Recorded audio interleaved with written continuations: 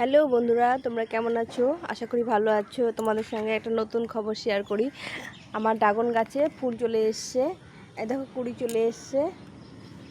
এই প্রথম কুড়ি হয়েছে। আমি ডালগুলো দেরিতে কেটেছিলাম, তার জন্য দেরিতে দেখো গাছ ভর্তি ভর্তি কুড়ি চলে আসছে। এই দেখো কতগুলো কুড়ি এসছে।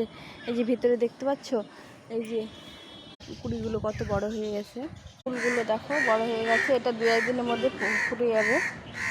আর নিচের দিকে আছে ছোট ছোট কুড়িগুলো দেখিয়েছিলাম, কত বড় গাছ হয়ে ফুলগুলো হয়ে গেছে। এই ফুলগুলো আর কয়েকদিনের মধ্যে ফুটে যাবে। এখন এই গাছে একটু জলটা কম দিতে হবে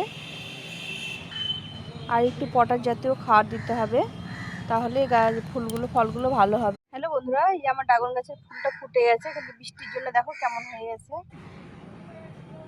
এগুলো ফুটে যাবে, দেখো মুখগুলো খুলে গেছে। এগুলো এখন ফুটবে, তখন চেষ্টা করবো তোমাদের দেখানোর।